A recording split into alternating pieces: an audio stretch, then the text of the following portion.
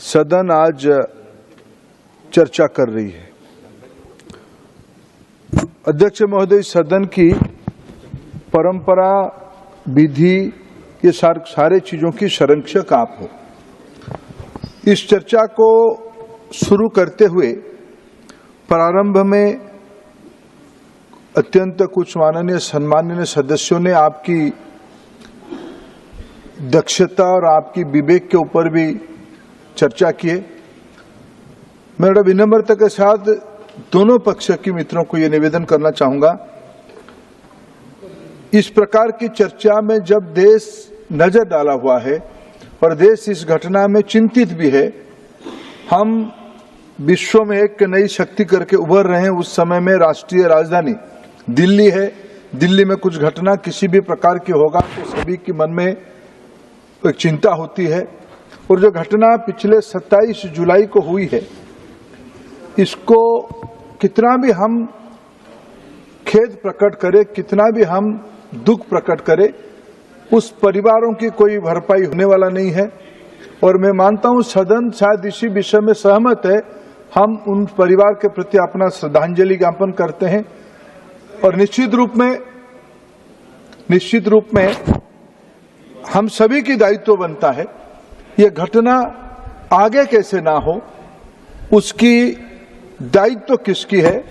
ये राजनीति लापरवाही बनाम जिम्मेवारी की नहीं होनी चाहिए, जिम्मेवारी होनी चाहिए। लापरवाही तो हुई है, किसी ना किसी को तो उसमें उत्तर देना पड़ेगा, दायित्व लेना पड़ेगा, जिम्मेवारी लेना पड़ेगी, तब जाकर उसमें से कोई समाधान होगा। आज इस चर्चा को आगे बढ़ाते हुए जब आदरणीय सुधांशु जी ने इस चर्चा का शुरुआत किया और अभी तक जो चर्चा हुई है, कई प्रकार की तर्क, कुछ जगह पर अगर ये संसदीय अपशब्द नहीं है तो मैं अध्यक्ष जी कुतर्क का शब्द भी लगाना चाहूंगा। कुतर्क संसदीय है या असंसदीय है? नहीं, कुतर्क को बदलिए। मैं आपके आदेश के हिसाब से उसको नहीं, सुझाव है कुतर्क को बदलिए। तर्कहीन, तर्क और तर्कहीन। एक सेकंड, और अपने यहाँ शालीनता का इतना स्तर बढ़ाओ कि लोग प्रभावित हों और सीखे भी। धन्यवाद आप तो हमेशा ही संयमित रहते हो, पर ये कीजिए, इधर भी संयमित रहते हैं। ये सर हम सभी के लिए लागू है। ये पहले तो मेरे ऊपर लागू है कि मैं इस सदन को इस प्रकार की कोई भी शब्द के माध्यम से गुमराह ना करूं, कोई मर्यादा हानि ना करूं। इसकी सबसे ज्यादा जिम्मेदारी अध्यक्ष जी मेरे बयान में मेरे ऊपर होती है। इसीलिए मैं आपकी अनुमति भी चाह, 2-3 बिंदु, 2-3 पहलू इस चर्चा में सामने आई है। मैं आपकी अनुमति में कुछ तथ्य, हम सरकार में है, कोचिंग सेंटर के बारे में कुछ दायित्व हम लोगों की भी बनती है। शिक्षा कॉन्करेंट लिस्ट में एक बिजनेस है, कॉन्करेंट लिस्ट की विषय है। दोनों राज्य सरकार और केंद्र सरकार की यौथ दायित्व में यह व्यवस्था है। पिछले कई सालों से कोचिंग सेंटर की व्यवस्था और प्रबंधन कैसे होनी चाहिए, 2017, 19, अभी 2020, फिर अभी 2024 में निरंतर रूप में भारत सरकार, राज्य सरकार तथा संघ प्रशासित राज्यों को अपना एडवाइजरी, मार्गदर्शिका भेजते आए हैं। कोटा के बारे में चर्चा हुई।